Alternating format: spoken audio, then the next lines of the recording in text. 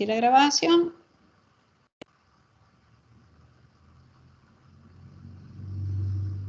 Bueno, entonces a partir de ahora comienza la grabación de lo que es probabilidad.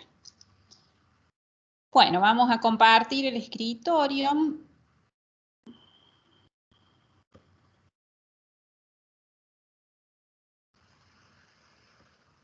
Compartir. Voy a desactivar la cámara mía de manera tal de, porque voy a compartir varios archivos. O sea que lo mío no suma nada.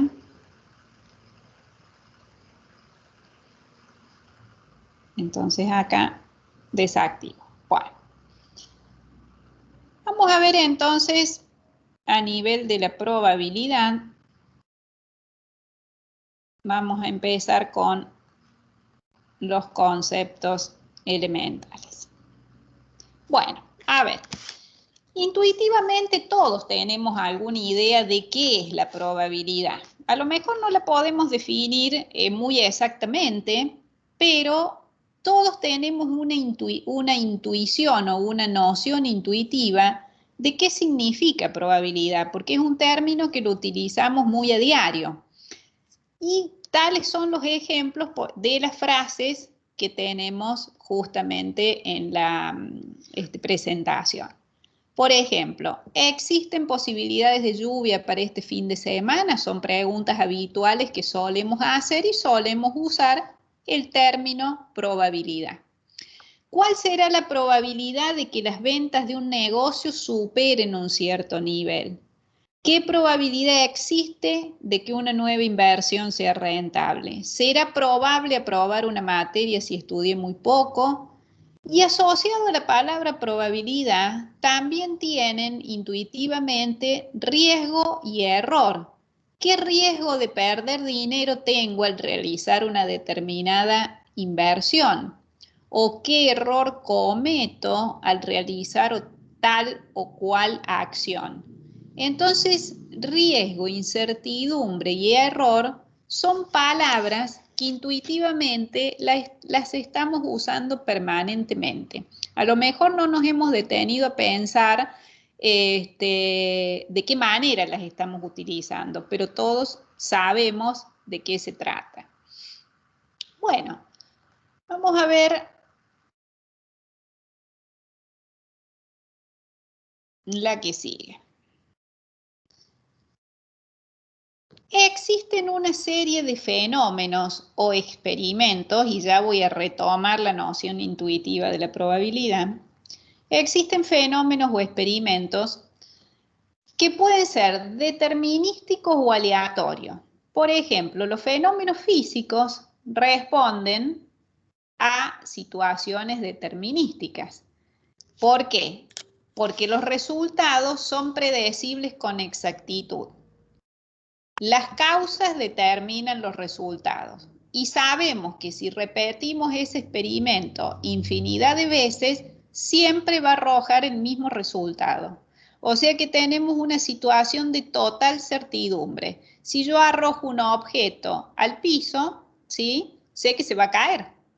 Entonces, ahí tenemos un fenómeno en donde ya conozco de antemano el resultado y si lo repito 100, 1.000.000 de veces o 2 millones de veces, va a tener exactamente el mismo resultado, en condiciones estables y siempre siendo las mismas condiciones. Entonces, eso es un fenómeno determinístico que nos da un resultado totalmente predecible. Estoy trabajando con total certidumbre.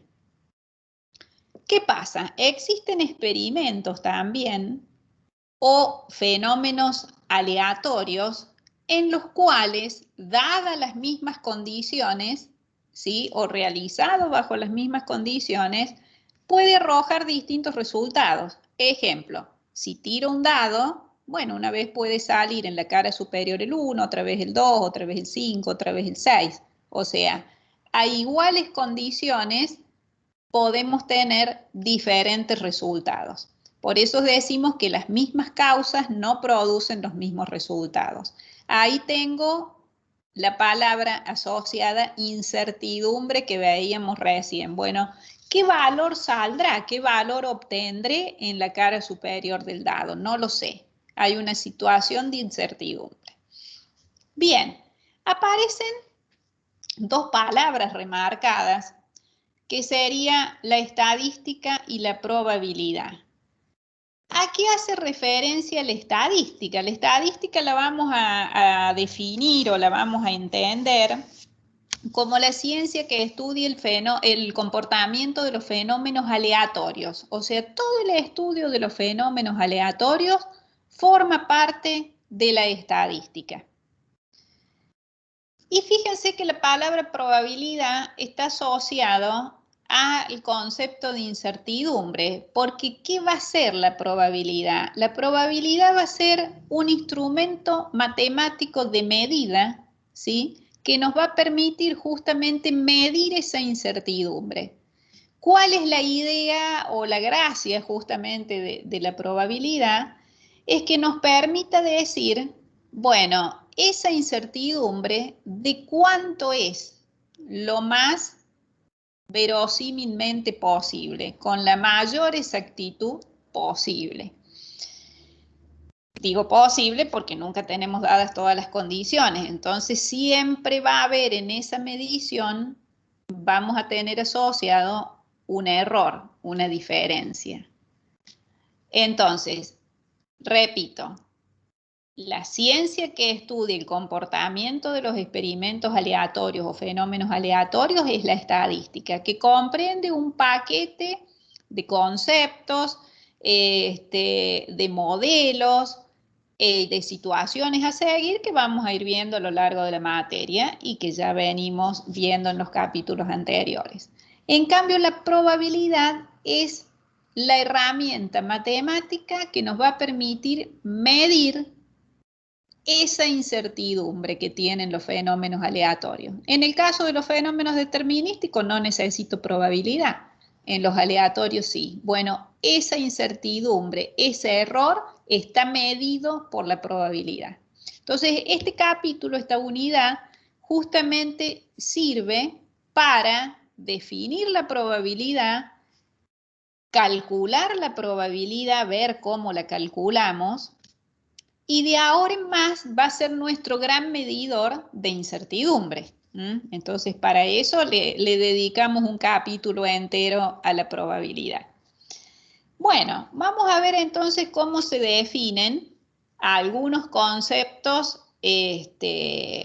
los conceptos básicos de la probabilidad en cuanto a lo que es experimento y eventos. Si yo realizo un experimento aleatorio, pensemos siempre en lo más sencillo y en lo que aparece en todos los libros de estadística. Puede ser lanzar una moneda, puede ser arrojar un dado y observar cuál es el valor que sale en la cara superior. Siempre tengo que aclarar al arrojar un dado qué es lo que voy a observar, porque podría observar la cara superior, podría observar la cara inferior, podría observar la cara derecha, izquierda, lo que sea, según la posición. Entonces siempre debo aclarar qué es lo que voy a observar. Bueno, ¿cuál sería el experimento? El experimento es el lanzamiento del objeto, ya sea del dado, de la moneda, y qué es lo que voy a observar. Existe lo que se llama el espacio muestral, que el espacio muestral es el conjunto de todos los resultados posibles de ese experimento. Yo realizo el experimento y obtengo un resultado. En el caso del dado, ¿cuál puede ser el resultado? El 1, el 2, el 3, hasta el 6. Uno de ellos. Por cada lanzamiento obtengo un resultado. En el caso de la moneda, lo mismo. Puede ser cara o cruz. Entonces, ese conjunto de todos los resultados posibles va a constituir justamente el espacio muestral. Entonces, hemos definido experimento, que es la acción que llevo a cabo. El espacio muestral, que es el conjunto de todos los resultados posibles. Y tenemos otro concepto, que es el que está definido primero, que es evento simple. Cada uno de esos resultados posibles constituye lo que se llama un evento simple. Cada evento simple no puede ocurrir simultáneamente con otro. Ocurre solamente uno. Si yo arrojo un dado, obtengo uno solo de los 6 números. Si arrojo una moneda, obtengo o cara o cruz. No obtengo los dos resultados juntos y en el caso del dado, tampoco. Los 6 resultados juntos, ni 2 ni 3. Obtengo siempre uno solo. Por eso, desde la perspectiva matemática, se dice que el espacio muestral, y eso está colocado en negrita, constituye un conjunto exhaustivo de elementos mutuamente excluyentes. ¿Qué quiere decir exhaustivo y qué quiere decir mutuamente excluyente? Exhaustivo quiere decir que están todos. Cuando la matemática usa la palabra exhaustivo es que están contemplados todos. Quiere decir que no queda ninguno afuera. Y mutuamente excluyente es que no se puede dar más de uno simultáneamente. Siempre es uno. O es 3, o es 5, o es 2. Eso entonces es el significado. Tener en cuenta hasta acá ¿qué habríamos aprendido entonces? Experimento aleatorio, en un ejemplo, y definiéndolo, espacio muestral y evento simple. Entonces, repito, espacio muestral contiene todos los elementos y esos elementos son mutuamente excluyentes.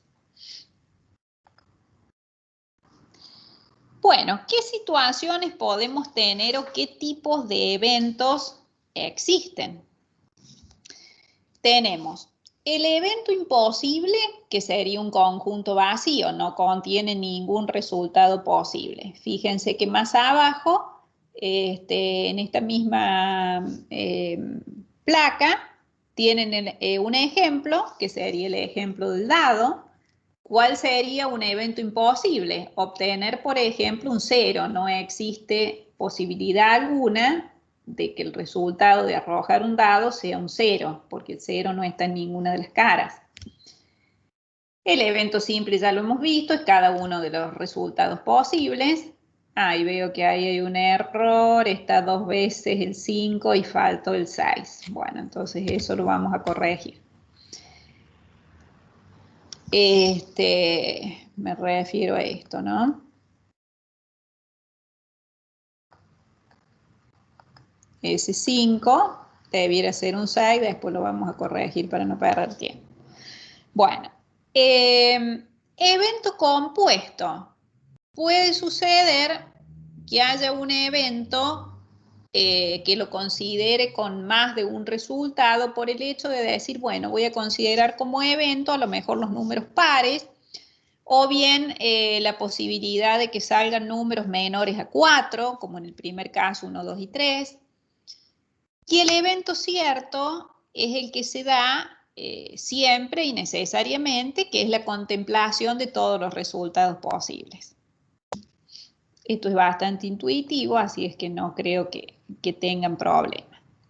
Todo lo que es probabilidad es fácil, aunque no necesariamente hayan visto en matemática la teoría de conjunto, pero el hecho de utilizar un diagrama ayuda a comprender muchas veces mejor el concepto, por eso lo seguimos manteniendo, independientemente de que a veces se opina que hay que dar la teoría de conjuntos y a veces no, pero la representación en diagrama me parece que ayuda bastante a entender este tipo de conceptos.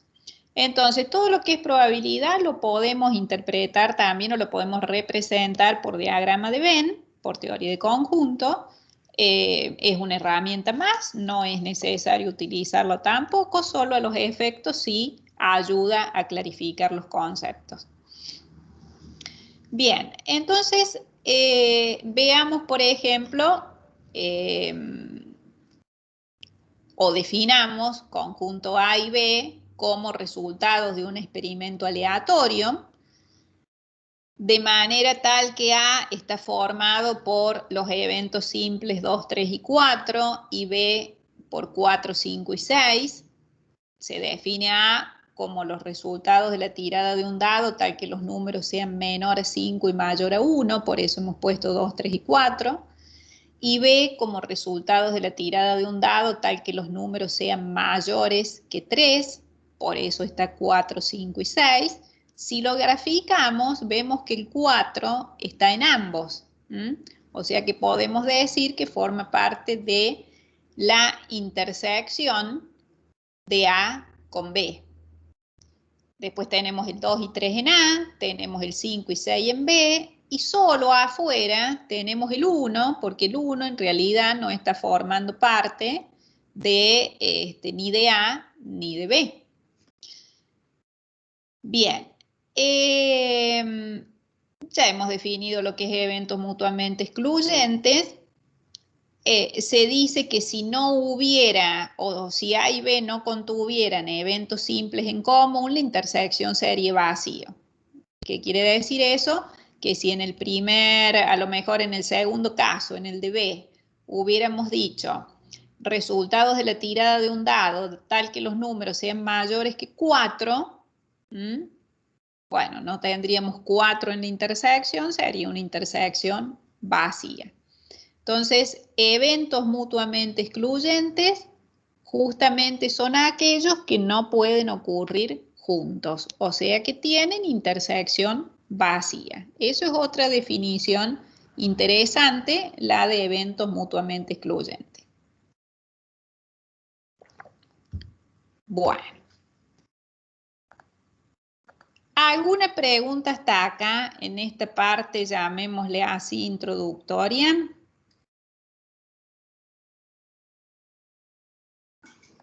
Bueno. Bien. Seguimos entonces con las definiciones. Bueno, para definir la probabilidad hay distintos enfoques. Justamente la probabilidad es una herramienta, como definimos al principio, que es utilizada por varias ciencias y por varias áreas de conocimiento. Entonces también hay distintos enfoques acerca de la definición de probabilidad. Hay una gran división que la hacen los objetivistas y los subjetivistas. Entonces, la primera diferenciación está dada por la escuela objetivista y la subjetivista. Dentro de los objetivistas tenemos el enfoque clásico y el frecuencial, y dentro de la subjetivista el enfoque subjetivo. Nosotros en esta materia vamos a trabajar con enfoque clásico, enfoque frecuencial, o sea que vamos a dar una mirada objetivista. Sin dejar de lado o sin considerar ni olvidar que también tiene su buen peso la mirada subjetivista que se utiliza más en las ciencias humanas. Y a veces en determinados análisis, no a veces, sino en la mayoría de las veces, necesitamos combinar varios enfoques, o sea, podemos y la naturaleza, lo mejor de la situación, nos lleva a combinar varios enfoques. Bueno, ¿cuál es el enfoque clásico? ¿Cómo sería nuestro primer cálculo de probabilidad? Se considera que los resultados de los experimentos aleatorios son igualmente posibles. ¿Qué quiere decir eso? Que al arrojar el dado es igualmente posible que salga el 1, que salga el 2, que salga el 5. No sabemos cuál puede salir, pero le adjudicamos de antemano una igualdad de posibilidad, porque no hay nada que diga que vaya a salir uno más veces que el otro por ninguna razón. Serían igualmente posibles. En ese caso, la definición clásica que dice que en el numerador vamos a colocar la cantidad de veces que puede ocurrir un evento la cantidad de veces que puede ocurrir un evento o la cantidad de casos favorables, como se suele simplificar. Y en el denominador vamos a considerar el número de casos posibles. Número de veces que puede ocurrir un evento, número de resultados posibles. En el caso del lanzamiento de un dado, por ejemplo, o de una moneda, vamos a ver el del dado, ¿cuál sería el número de casos posibles? Serían 6, porque tengo 6 posibilidades, entonces el 6 va en el denominador. ¿Y cuál sería la probabilidad, si estuviéramos calculando, por ejemplo, la probabilidad de obtener un 2? La probabilidad de que salga el número 2. Bueno, ¿cuántas veces puede ocurrir dentro de las 6 que salga un 2? Bueno, es una de las 6, por lo tanto esa probabilidad es 1 en el numerador y 6 en el denominador. A eso hacemos referencia cuando hablamos de casos favorables sobre casos posibles. ¿Cuál es la crítica que se le hace a esta definición? Es que si el experimento no es muy simple o ya es un poco más complejo, a veces es difícil determinar la cantidad de casos posibles y la cantidad de casos favorables. Entonces, si no es el lanzar una moneda, arrojar un dado, a veces nos puede costar encontrar tanto numerador como denominador. Y bueno, entonces ahí ya es un enfoque que queda un poco en el aire. De todos modos, siempre tratamos de trabajar con ejemplos que sean calculables fácilmente y de manera tal que se puedan trabajar bastante manualmente. Existe otra situación u otro enfoque dentro del objetivismo que son las frecuencias absolutas y relativas. O sea que el otro de los enfoques, que sería el frecuencial, que dice que puedo definir a la probabilidad teniendo en cuenta las frecuencias relativas observadas en algún experimento anterior. O sea, puedo basarme en los antecedentes, como quien dice, para poder calcular la probabilidad actual de nuestro problema. Me puedo basar en la historia para obtener mi nuevo valor de probabilidad. Ya hemos trabajado con tablas de frecuencia, sabemos lo que es la frecuencia absoluta y la frecuencia relativa. Entonces, puede estar definida la probabilidad como la frecuencia sobre el número de experimentos, ¿sí? Siempre tener en cuenta que la probabilidad es un número ideal, y que nunca lo conocemos en su realidad al 100%. Es un número ideal al cual tratamos de aproximarnos lo mejor que podamos. Y la frecuencia relativa es un resultado concreto de un evento que ha sucedido, que hemos contabilizado, que hemos registrado, o sea que ese número es real y concreto. Entonces estaríamos definiendo una situación ideal con algo real. Eso como para tener en cuenta. Pero en donde es válida totalmente esa definición y ya vamos a decir por qué.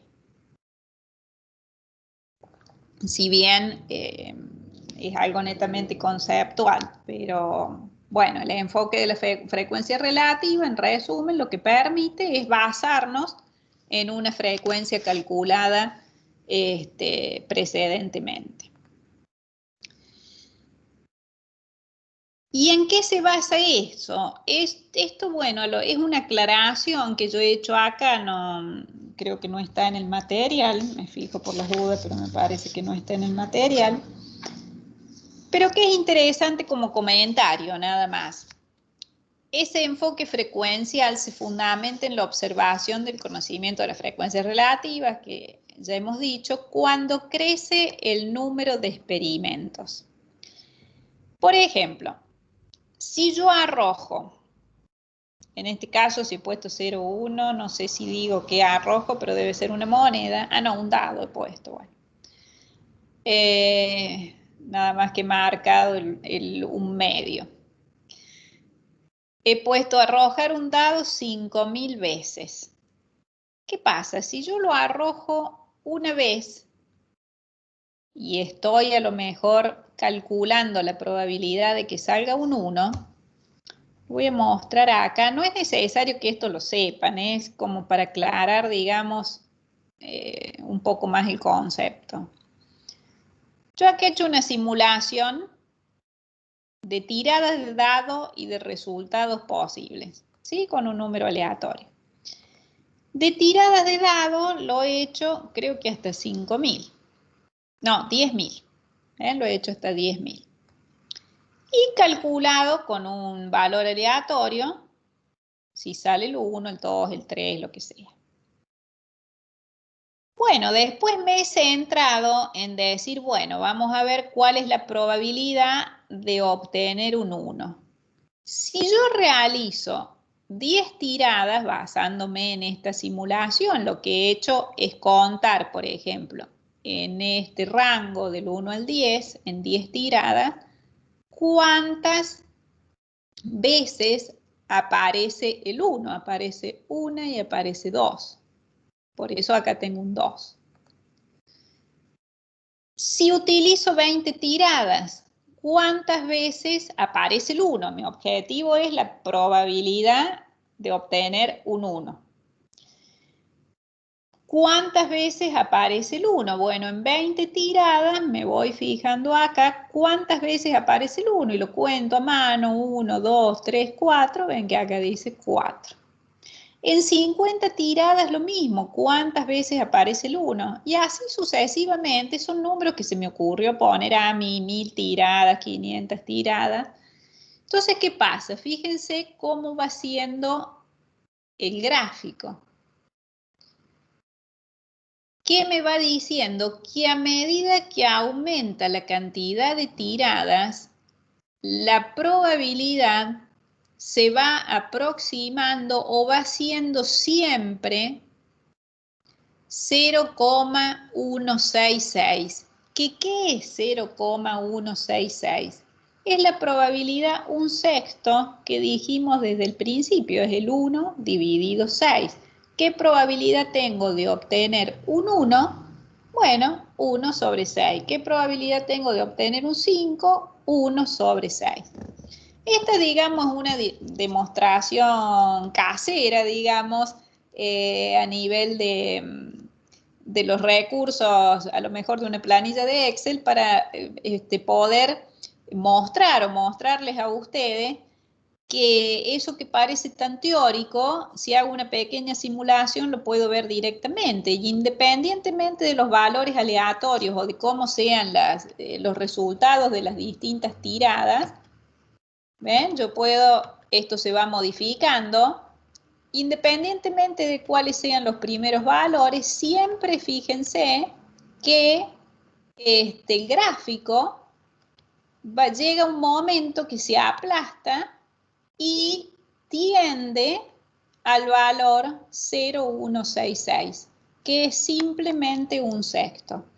Entonces, esta es también la justificación, sin utilizar fórmula, de por qué el enfoque frecuencial es totalmente válido en esa igualdad que uno pretende hacer entre lo ideal y lo real. Se despreocupa de esa igualdad entre lo ideal y lo real y descansa tranquilo de que el cálculo, digamos, estaría correctamente realizado. Esto es un paréntesis que hice para que vean de una manera concreta de dónde sale. Bueno, pero ¿qué pasa o cuál es la crítica de esto también? No siempre es posible realizar un gran número de experimentos. Acá estamos con el dado, o no siempre tengo datos para poder obtener de manera concreta las frecuencias. Entonces, bueno, es como que se trata de de equilibrar entre un enfoque y otro, y entre la sumatoria de los dos vamos pudiendo siempre calcular la probabilidad. Bueno, simplemente con esto es dar un ejemplo de lo que hemos dicho de manera concreta, en donde decimos, el ejercicio dice, de 375 viajes que un señor realizó en tren, 125 veces llega demorado a destino. Entonces, de 375, 125 llega demorado a destino. Eso es lo que sabemos de antemano. ¿Cuál es la probabilidad de que en un próximo viaje el tren llegue demorado? Bueno, fácilmente ahí estamos usando un enfoque frecuencial porque nos estamos basando en la experiencia anterior que dice que 125 veces llega demorado. Entonces, la probabilidad de que en el próximo viaje el tren llegue demorado, ¿a qué va a ser igual?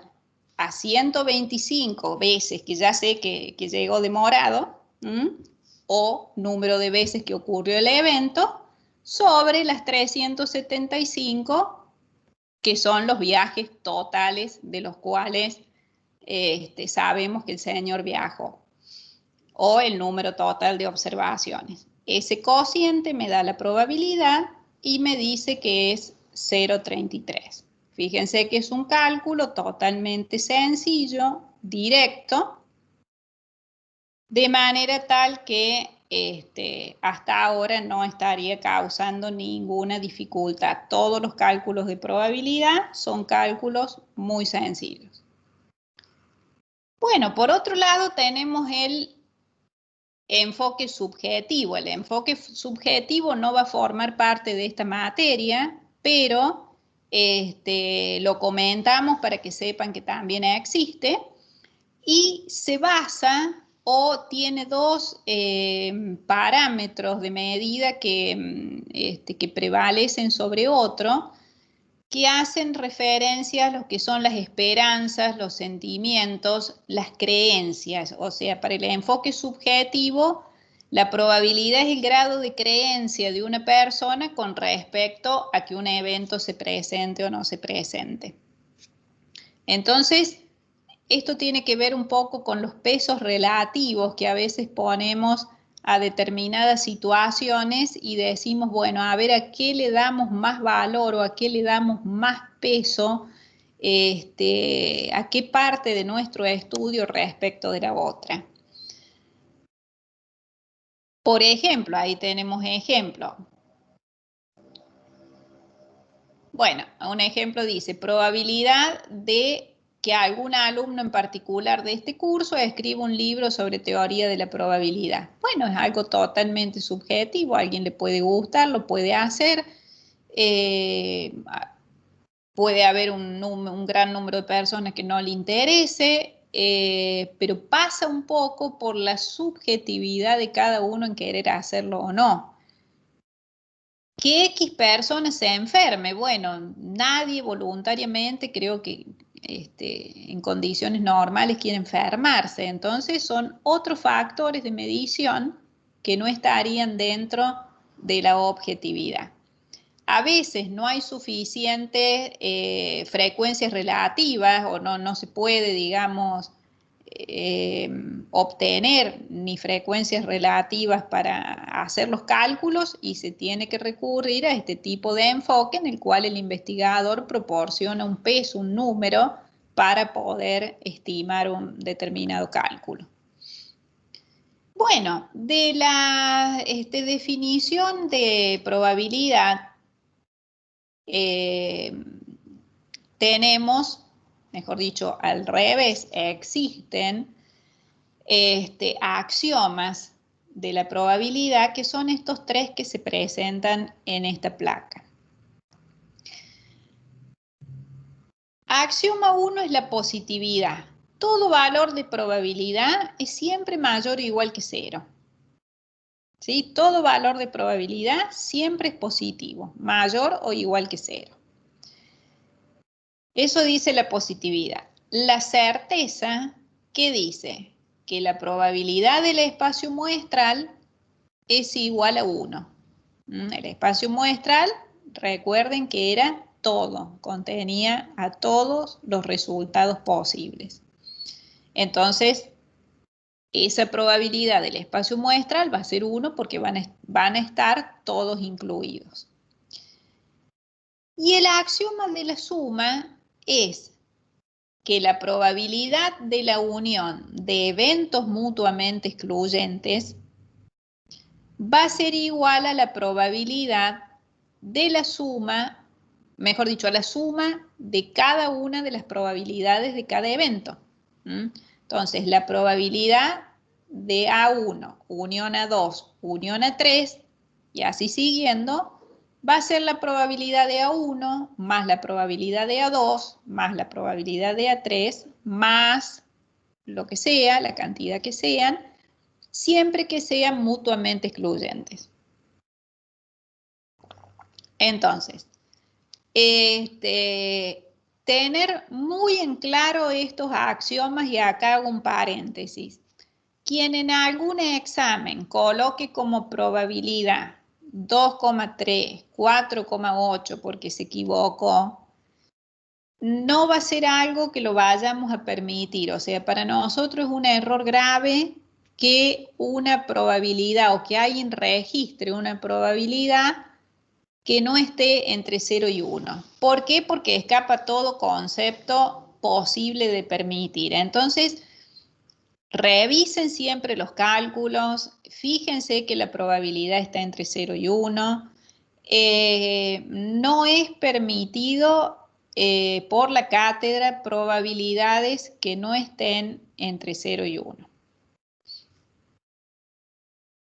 Que quiero decir de otra manera que puede ser motivo a veces de la desaprobación de un examen cuando a lo mejor tengan el resto del examen bien, pero resultados de este tipo no los podemos dejar pasar. Bien, de esos axiomas se desprende, bueno, un poco lo que ya dije, que la probabilidad es mayor o igual que 0, menor que 1, la probabilidad del evento cierto es 1, del evento imposible 0, y la suma de probabilidades que se presente un evento y que no se presente también es igual a la unidad, porque sería un evento y su complemento. Entonces, la probabilidad de que se dé un evento más la probabilidad de que no se dé ese evento también siempre va a ser 1, porque se da o no se da. Bueno, acá hacemos un paréntesis para revisar un poquito los conceptos. Habíamos definido experimento, habíamos definido eventos, fenómeno aleatorio, experimento aleatorio. Entonces vamos a remarcar que los que tienen probabilidad, o sea, ¿a qué le calculo la probabilidad? A los eventos. Acuérdense que los eventos son los resultados posibles de un experimento aleatorio. Remarco entonces, los que tienen probabilidad son los eventos, no los experimentos ni ninguna otra cosa, son los eventos, siempre es probabilidad de un evento. ¿Qué era el evento? Resultado posible de un experimento. La probabilidad de un evento es una medida relativa de la posibilidad de que se presente o no ese evento. De ahí se obtiene el valor numérico. La definición axiomática, los axiomas que vimos de probabilidad, es una representación abstracta de la probabilidad, pero no nos dice cómo se obtiene su valor, cómo se obtiene esa probabilidad del evento. ¿Sí? Si volvemos para atrás, ven que nos dice que está entre 0 y 1, que es igual a 1, pero no nos dice cuánto es. Para el cuánto es, tenemos que recurrir a las definiciones de probabilidad. Bueno, a ver en dónde estábamos. Bueno, ¿Alguna pregunta hasta acá en lo que es definiciones de probabilidad?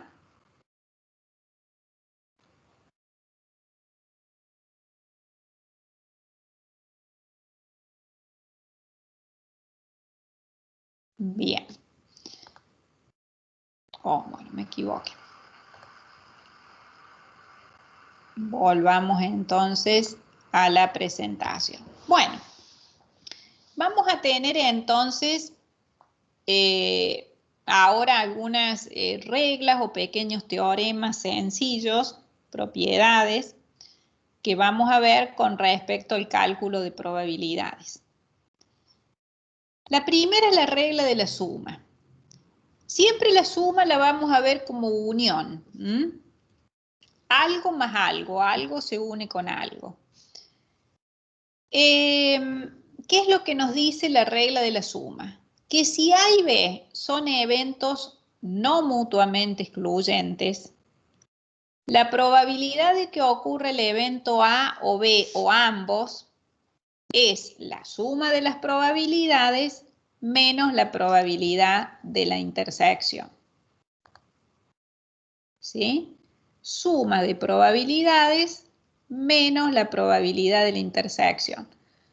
¿Por qué sería de esta manera? Fíjense, si los eventos son no mutuamente excluyentes, ¿ven? No mutuamente excluyentes. Remarcamos eso. Porque, ¿qué pasa?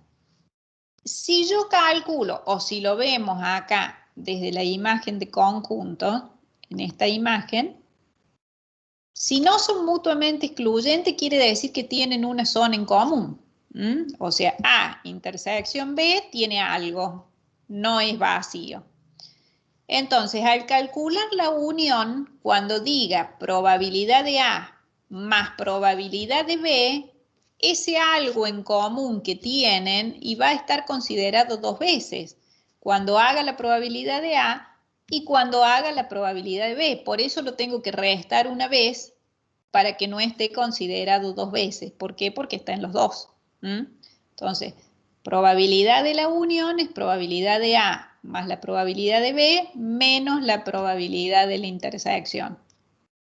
Repito, ¿por qué? Porque al no ser mutuamente excluyentes, algo tienen en común que va a estar considerado cuando haga el cálculo de la probabilidad de A y va a estar considerado también cuando haga el cálculo de la probabilidad de B. Por eso después lo resto. En el caso de que sean mutuamente excluyentes, ¿sí? O la intersección, como dice acá, cuando la intersección es el evento imposible, dicho de una u otra manera sería lo mismo, o sea que A no tiene nada que ver con B, mutuamente excluyentes. Fíjense que lo hemos expresado de dos o tres maneras distintas. En la gráfica hemos puesto eventos mutuamente excluyentes. En el texto, evento imposible. Para que lo vean también de la manera que se pueda denominar, es exactamente lo mismo. Como A y B no tienen nada en común, la probabilidad de la unión va a ser la suma de las probabilidades. ¿Sí? No hay nada en común que considerar. Bueno, puede suceder que no solo tenga dos eventos, sino que también haga la suma de tres eventos. A ver, que se me... Ahí está. Bueno, quería ir más abajo, pero se ve que no se puede.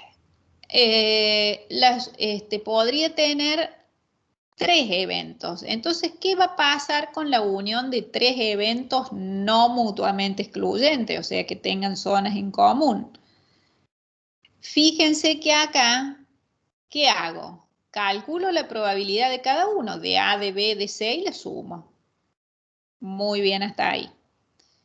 ¿Qué pasa? Resto las intersecciones, como hicimos en el caso de dos eventos. Acá resto 3 porque son tres intersecciones comunes.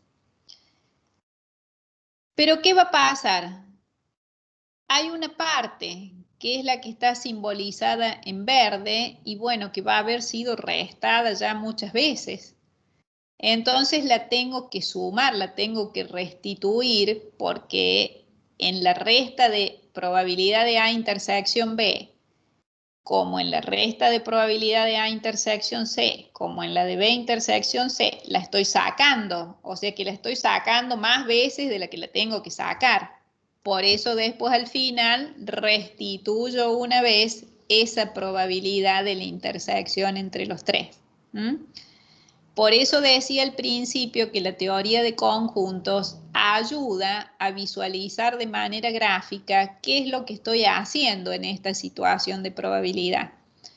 Porque ahí uno se da cuenta gráficamente que de manera abstracta no lo podría hacer. De manera abstracta estaría diciendo, ¿y por qué sumo ahora la probabilidad de esa intersección triple? Y bueno, porque la saqué en uno, la saqué en otro y la saqué en otro, entonces la saqué ya más veces de las que la tengo que sacar, entonces tengo que devolverla una vez.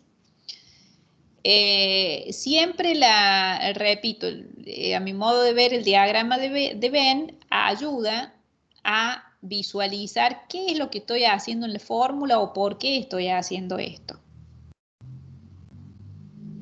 Entonces, sintéticamente, regla de la suma, hay que diferenciar si son mutuamente excluyentes y si no son mutuamente excluyentes. Si son mutuamente excluyentes, es directamente la suma de las probabilidades. Tenga 2, 3, 4, 5 eventos, no importa. Ahora, si no son mutuamente excluyentes, tengo que tener en cuenta las zonas que se restan y o suman.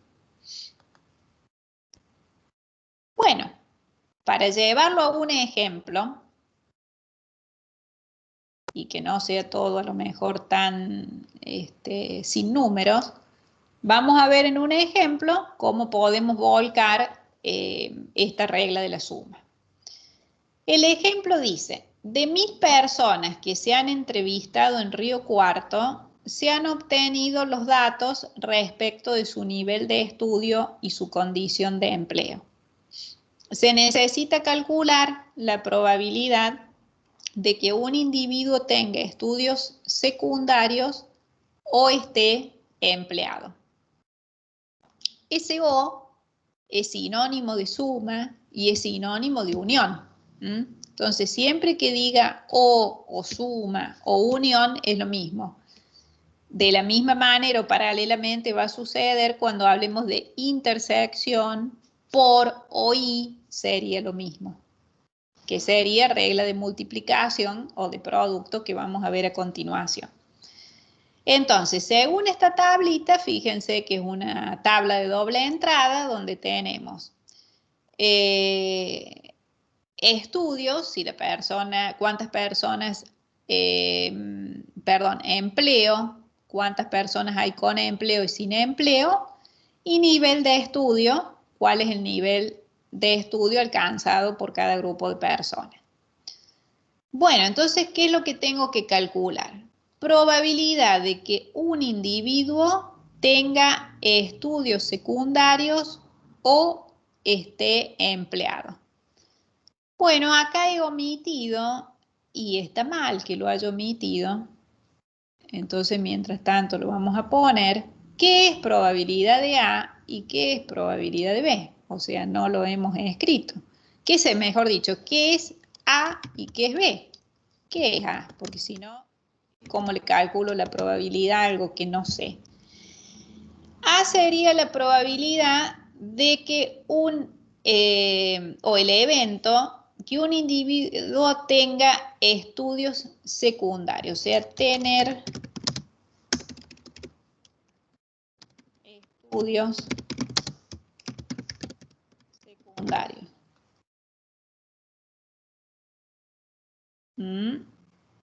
Y B sería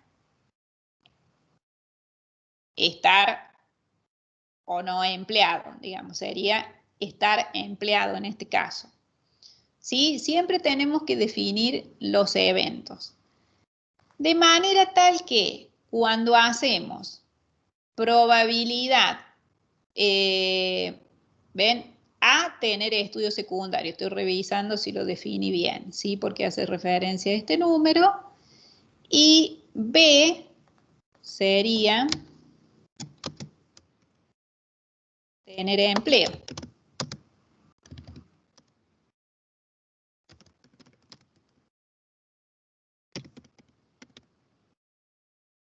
Esos son los eventos. ¿De dónde los saco a los eventos del enunciado? Calcula la probabilidad de que un individuo tenga estudios secundarios o esté empleado. Entonces, un evento puede ser tener estudios secundarios y el otro tener empleo. Esto se define primero. Esto se define primero. Yo lo agrego, así después cuando subo la presentación ya la subo con esto incorporado.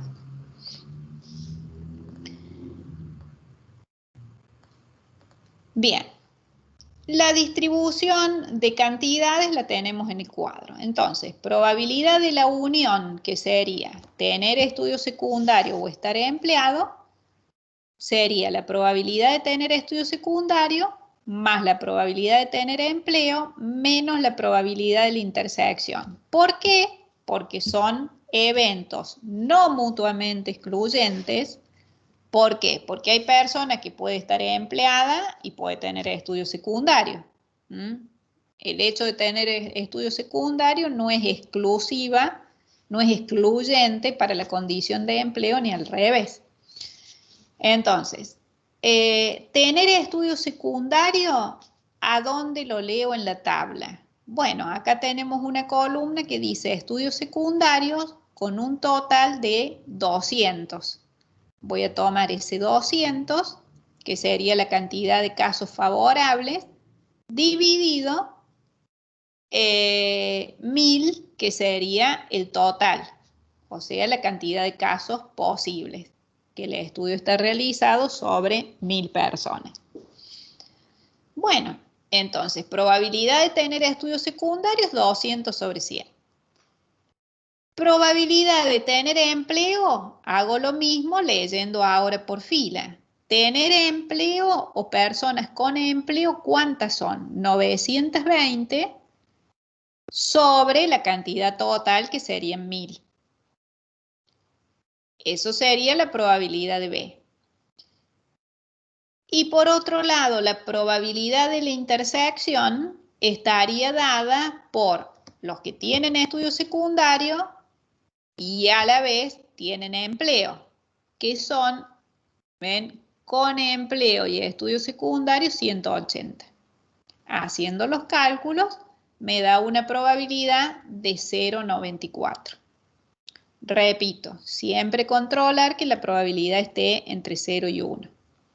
Acá se puede ver bien la definición cuando hacemos esta resta de probabilidad de la intersección, que también lo visualizábamos gráficamente. Fíjense que al considerar 200 personas sobre 1000 y 920 sobre 1000, estos 180 están considerados en los 200 y en los 920. O sea que esos 180 están dos veces, es por eso que se resta 1. Por eso la fórmula dice menos la probabilidad de la intersección. Ahí se ve bien clarito a nivel numérico cómo es la situación. Bien. Bueno, a ver. Eso nos diría entonces la regla de la suma. Bueno, vamos a ver otro concepto, que es el de la probabilidad condicional. Concepto muy importante en probabilidad para todos los que vienen a continuación. O sea, sin condicionalidad hemos definido lo que es probabilidad y regla de la suma. A partir de la definición de probabilidad condicional, vienen a posteriori la regla del producto, independencia y teorema de Bayes, que son los conceptos que vienen a continuación. Todo eso nace a partir de la probabilidad condicional. ¿Qué es la probabilidad condicional? Es la probabilidad de que ocurra un evento dado que ocurrió otro. Ese que ocurrió otro quiere decir dado que ya se presentó otro. O sea, hay una condición interviniendo de la cual no me puedo desprender. Quiero calcular la probabilidad de un evento, pero sé que hay otro que ya sucedió y me va a estar condicionando esa probabilidad. De ahí surge la probabilidad condicional. Esa es la idea conceptual. Bueno, vamos a ver con un ejemplo, esto lo hemos tomado del libro de Anderson.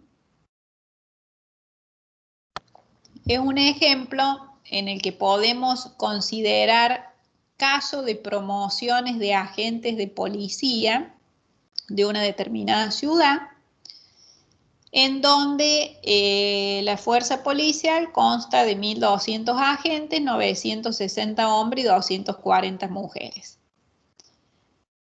De estos, en los últimos años fueron promovidos 324, o sea que ascendieron en su cargo 324 personas. Bueno, en las tablas se muestran cómo han sido repartidas esas promociones entre hombres y mujeres. ¿Qué sucede o qué sucedió en ese caso?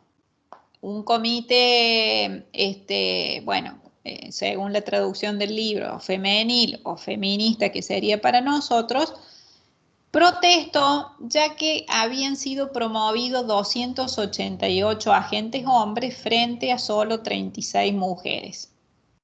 Lo que se argumenta desde la fuerza policial es que el número de mujeres promovidas no se debía a un acto discriminatorio, sino que a que el número de mujeres o la cantidad, digamos, de agentes de policía mujeres es una cantidad pequeña respecto del personal masculino.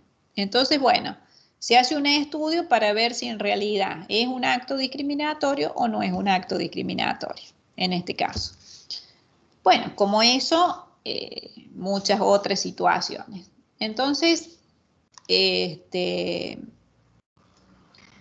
comienza a trabajar justamente con la probabilidad condicional. Tenemos la distribución de hombres, mujeres, promovidos y no promovidas.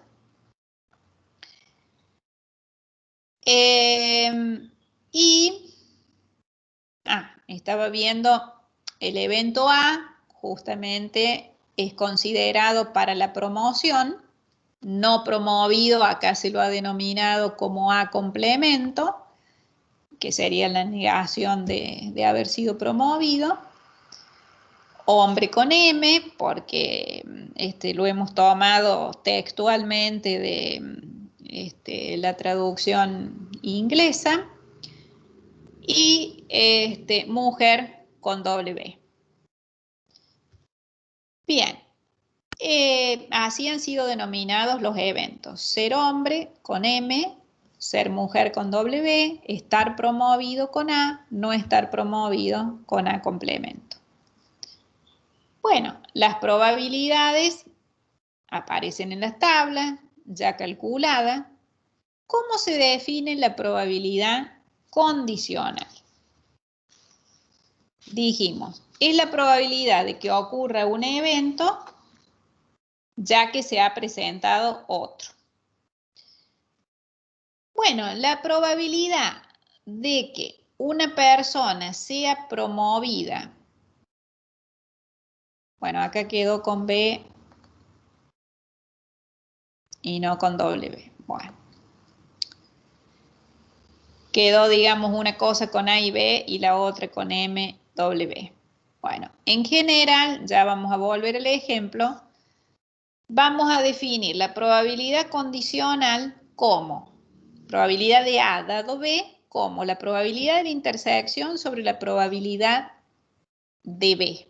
O sea, lo que va en el denominador es aquella probabilidad que es inamovible, o sea, que ya se dio y que es la que va a condicionar a la otra.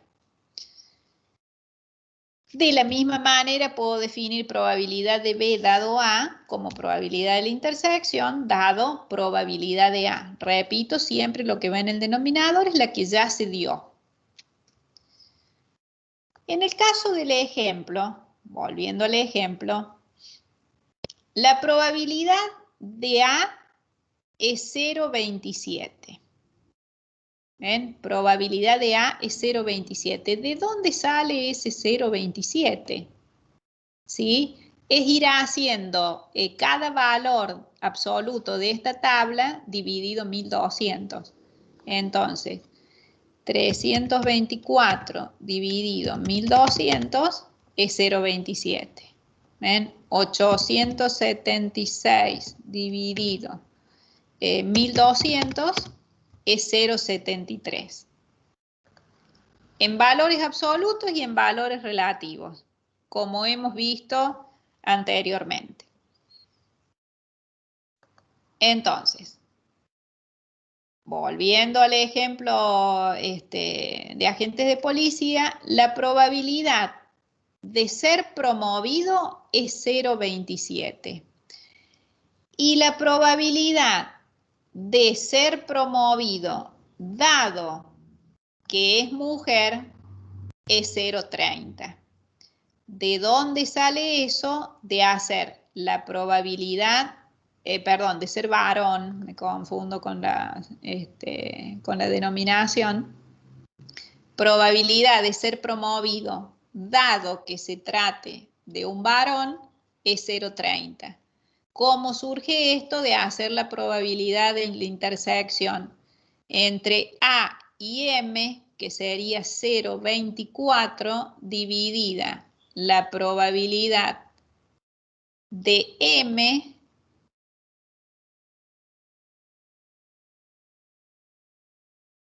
que veo que dice otra cosa. 0,24 dividido 0,80. 0,24 dividido 0,80. 0,30. Repito. La vamos a traer acá para que se vea mejor, porque si no estoy pasando de una hoja a la otra y no se entiende. Lo pasamos momentáneamente acá al cálculo. Entonces, probabilidad de estar promovido, dado que la persona es varón o hombre, es 0,30. ¿De dónde sale ese 0,30? De aplicar esta definición, de hacer probabilidad de A intersección M dividido probabilidad de M. ¿Sí? Probabilidad. Lo que no tengo acá fácilmente es el símbolo de intersección, pero lo puedo agregar así. Probabilidad de A intersección, no lo tengo acá en esta máquina con facilidad. Intersección M dividido probabilidad de M.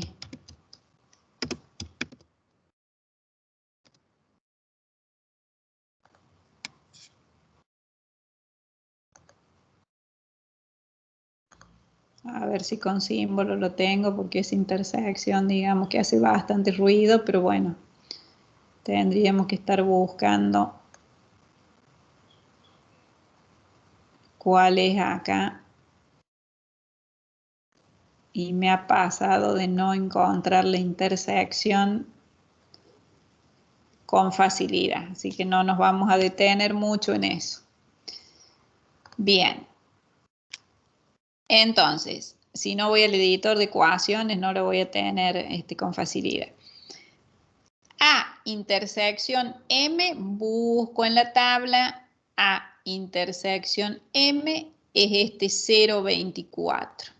0, o punto, como sea, 24, dividido probabilidad de M. ¿Cuál es la probabilidad de M? 0,80. 0,80.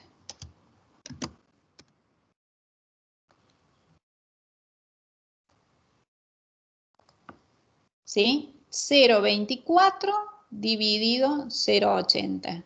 Eso me da justamente 0,30.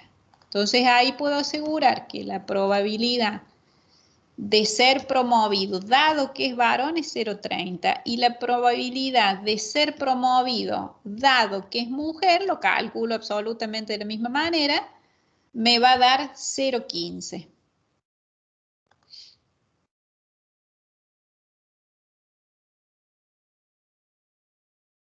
Bien, de esa manera yo puedo llegar a una conclusión, digamos, que es claro que a la probabilidad de ser promovido le afecta o le influye que sea varón o que sea mujer. ¿Mm? Bien. De esos, o digamos, ¿cómo puedo definir la independencia de dos eventos? Dos eventos van a ser independientes si la probabilidad de que ocurra A no altera la probabilidad de que se presente B. ¿Qué dijimos recién? En este ejemplo de que fuera varón o fuera mujer, ese ser varón o ser mujer estaba afectando al hecho de ser promovido o no ser promovido. Le afecta que sea hombre o que sea mujer. ¿Mm? Si no le afecta o no altera la posibilidad de que se presente el otro evento, se denomina que esos dos eventos son independientes. Ejemplo, probabilidad dado B, de A dado B, que se define como probabilidad de la intersección sobre probabilidad de B, sería lo mismo que la probabilidad de A, o sea, la presencia de ese dado B o de ese evento B no estaría agregando ni quitando nada. Cuando yo hago los cálculos y digo que la probabilidad de A me da el mismo resultado que la probabilidad de A dado B, puedo decir que los eventos son independientes. Y lo mismo al revés. Cuando hago probabilidad de B dado A y me da lo mismo que la probabilidad de B, puedo decir que son independientes. Por ejemplo, en este caso, fíjense que probabilidad de A me daba 0,27 y la probabilidad de A dado M me daba 0,30. ¿Sí? No es el mismo resultado. Por eso decimos que el hecho de ser varón o ser mujer está ejerciendo una influencia sobre el ser promovido o no ser promovido. Si yo hubiera hecho este cálculo y me daba también 0,27, bueno, el ser varón o ser mujer, la verdad que no importa mucho, ¿sí? Ahí podría decir que en realidad la decisión es totalmente equitativa o no ha influido para nada en el hecho de realizar las promociones. Cuando hago el cálculo y veo que me dan diferentes estos dos cálculos, entonces tengo que prestar atención y decir, en realidad, el hecho de ser varón o ser mujer está influenciando a la promoción o no, al ascenso o no de cargo. ¿Mm? Ese es un ejemplo que lo tomamos porque es fácil de entender. Entonces, la independencia dice que si realizo estos cálculos y me dan lo mismo, en realidad los eventos son independientes y la parte de la condición es irrelevante. Bien. A raíz de eso surge la regla de la multiplicación.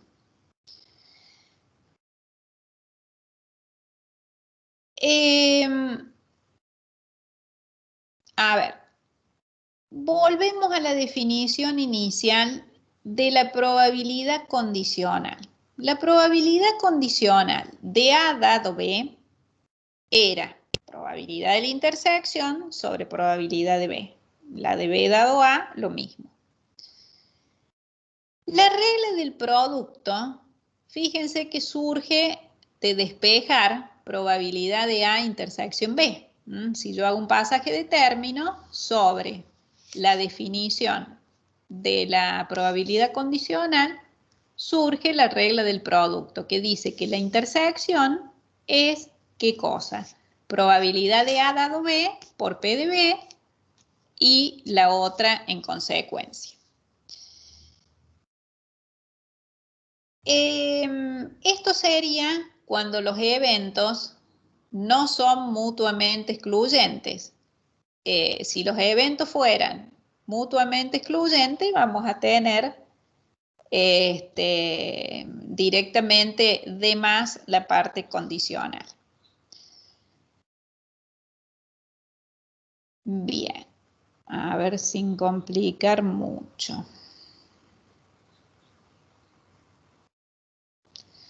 Si los eventos fueran mutuamente excluyentes, vamos a tener que esa probabilidad de la intersección, como dije recién, no vamos a considerarlo condicional, va a ser directamente el producto de probabilidad de A por probabilidad de B.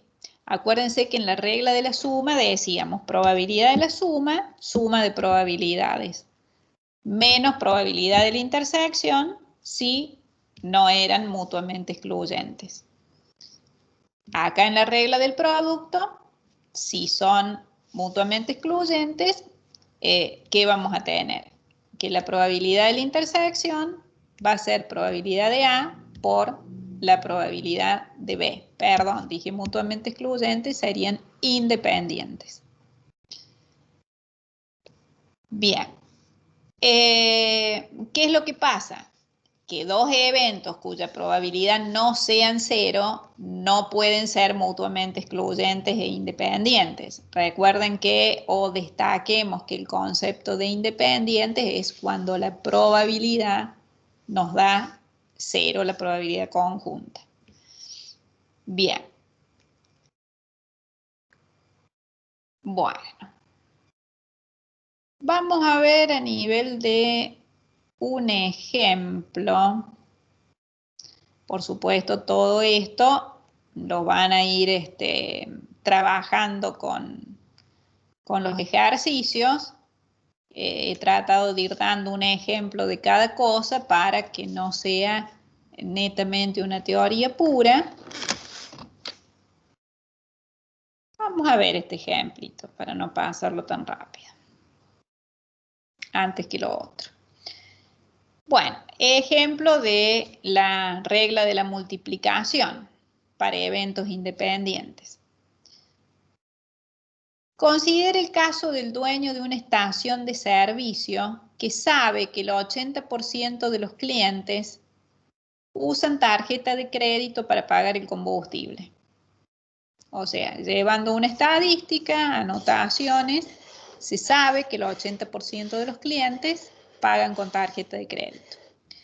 ¿Cuál es la probabilidad de que los dos siguientes clientes paguen el combustible con tarjeta de crédito? Bien,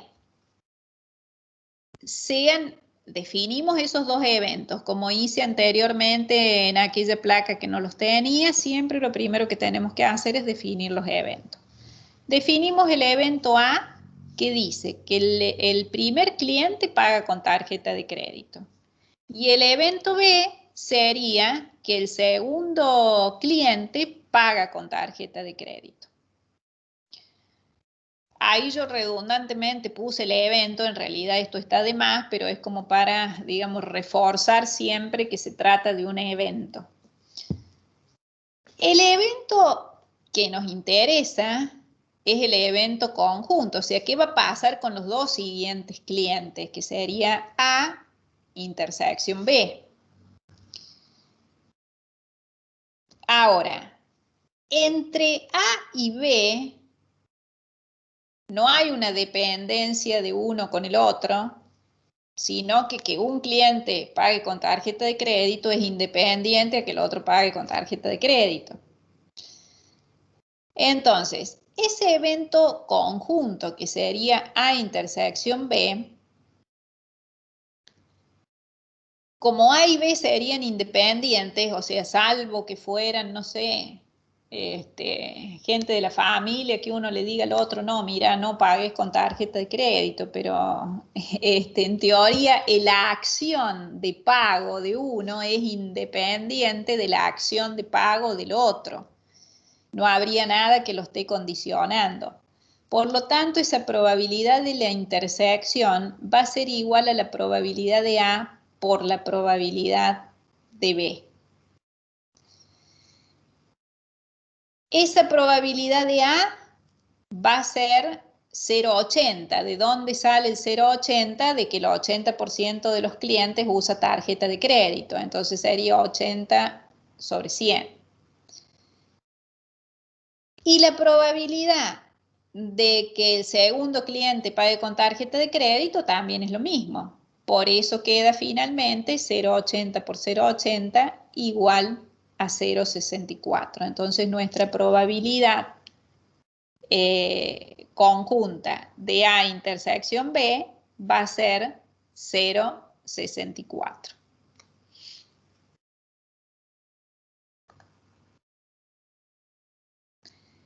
De la misma manera,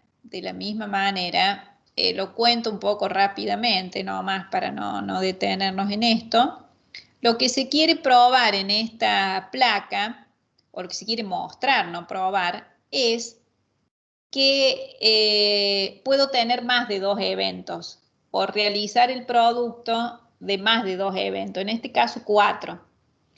Nos dice un ejemplo que hay 12 personas que realizan un paseo por autobús, de los cuales hay 6 mujeres, 4 hombres y 2 niños. Al llegar a un determinado lugar bajan del autobús 4 personas una tras otras. Se quiere saber la probabilidad de que la primera y la segunda sean mujeres, de las que bajan, ¿no? El tercero sea un niño y por último que baje un hombre. Eso en el inciso A. Y en el B hay otra situación que se resuelve de la misma manera. Veamos solamente el inciso A, que sería, primero defino los eventos como hacemos siempre. S1, que baje del autobús primero una mujer. S2, que baje del autobús en segundo lugar una mujer. Lo podría haber llamado A, B, C, D, E, es lo mismo. Nada más que le puse 1, 2, 3, 4 como para indicar el orden de descenso. Simplemente una nomenclatura nada más. El S3 sería que baje en tercer lugar un niño y el S4 que baje en cuarto lugar un hombre. Esa probabilidad de la intersección va a estar definida, fíjense, de la siguiente manera. En el primer caso es la probabilidad de que baje una mujer. Bueno, la probabilidad de que baje una mujer va a ser 6 sobre 12, que es lo que escribo acá. ¿Por qué? Porque tenemos 6 mujeres y son 12 personas. La probabilidad, en segunda instancia, de que baje una mujer, en segundo lugar, ¿no es cierto? Dado que ya bajó una mujer anteriormente, por eso sería S2 dado S1, ¿qué estaría diciendo? La probabilidad que ahora baje de nuevo otra mujer, dado que anteriormente bajó una, bueno, si ya bajó una, ¿cuántas mujeres me quedan arriba del autobús? Y me quedan 5 porque una ya bajó. Y dentro del autobús me quedan 11 porque esa otra ya bajó. Entonces la probabilidad ahora es 5 sobre 11. Fíjense que es bastante intuitivo el razonamiento. Ahora ya tendríamos que se han bajado la primera y la segunda mujer. Bueno, en tercer lugar, tendríamos que ver la posibilidad de que baje un niño. Por empezar, ¿cuántos niños me quedan en el autobús? Tengo 2 niños porque todavía no bajo ninguno.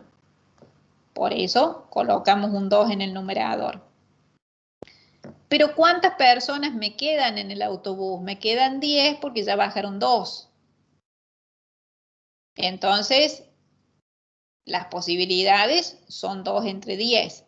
Y así siguiendo, por último lugar, en último caso, que baje un hombre en el cuarto lugar, hombres tengo 4, no había bajado ninguno, así que puede ser cualquiera de los 4, y me quedan 9 personas arriba del autobús. Bueno, de hacer ese producto obtenemos el resultado final.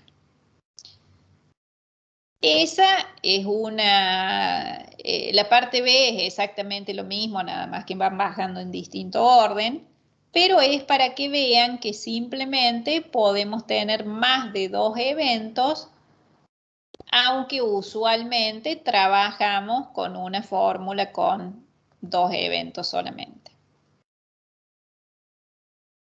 Bien. Por último, lo damos solamente a título ilustrativo, o lo que vemos a continuación, es lo que llamamos teorema de Bayes. Teorema de Bayes. Bueno, sí.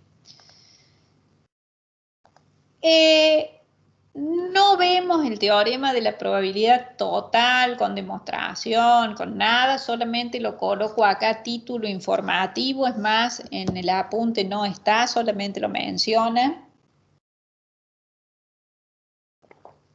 Pero es para que se entienda de dónde sale después la fórmula del teorema de Bayes.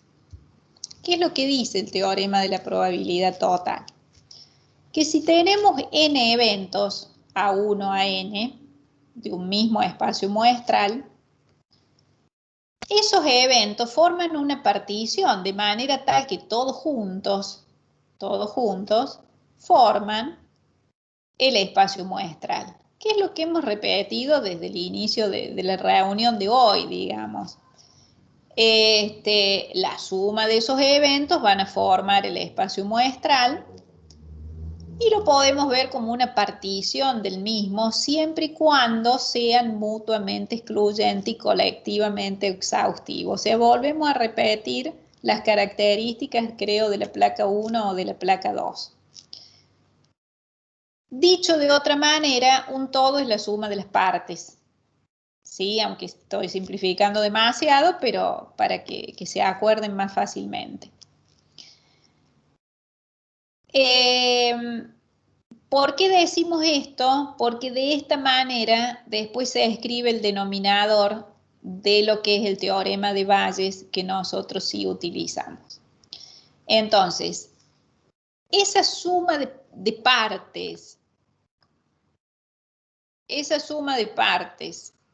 que darían como resultado un todo, se puede escribir de determinada manera a través de la probabilidad condicional. Acá yo lo he enunciado formalmente, pero voy a pasar a la placa que lo explica un poco más intuitivamente. Hasta acá nos quedamos con todo igual a suma de partes, siempre que esas partes sean mutuamente excluyentes.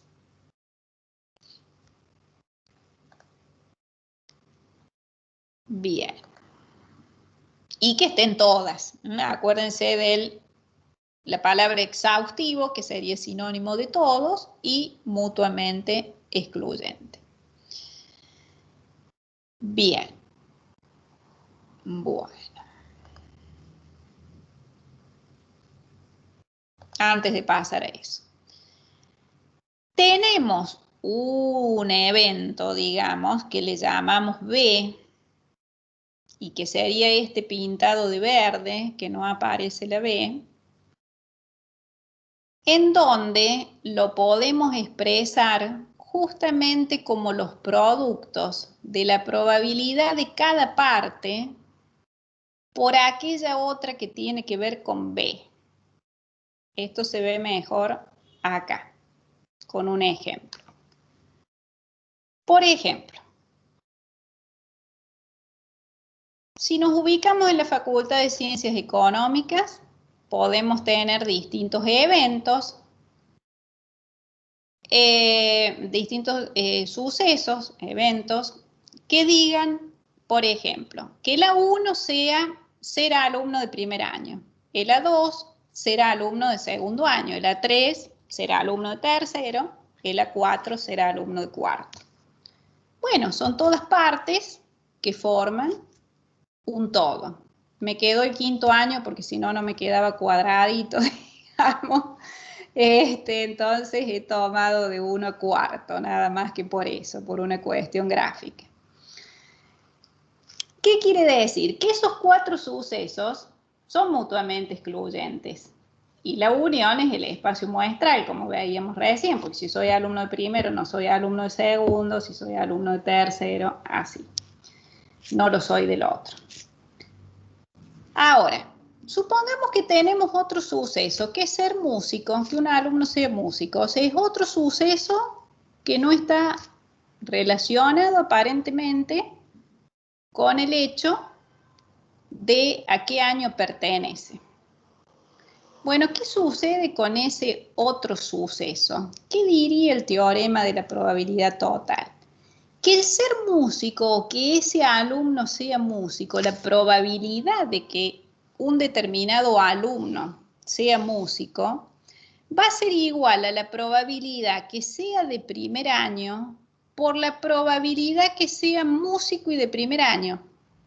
Si lo vemos gráficamente, sería la suma de todos los pedacitos, desglosando las partecitas que tienen que ver con B. O sea, por ejemplo, este cuadradito turquesa de tercer año que tiene que ver con B, ¿cómo se denomina? Es la probabilidad de B dado que es de tercer año. Esta otra partecita es la probabilidad de B dado que es de primer año. O sea, la noción de partición, ¿sí? De que un todo lo puedo partir en cuantas partes quiera siempre que los eventos sean excluyentes. Y que hay un evento que puede estar formado por distintas partecitas. Eso es lo que diríamos, digamos, de manera intuitiva. ¿Por qué me detengo en eso?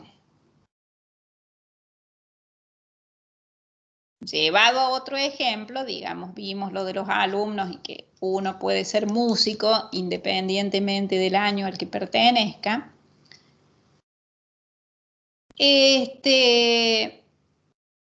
Eso sirve como antecedente o esa partición para lo que vamos a usar a posteriori en lo que llamamos teorema de Bayes.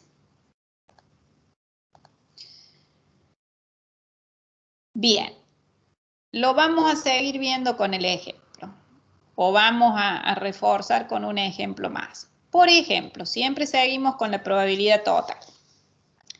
Se sabe por historia, por antecedente, que el 65% de los accidentes de tránsito que se producen los sábados por la noche se debe a la ingesta excesiva de alcohol.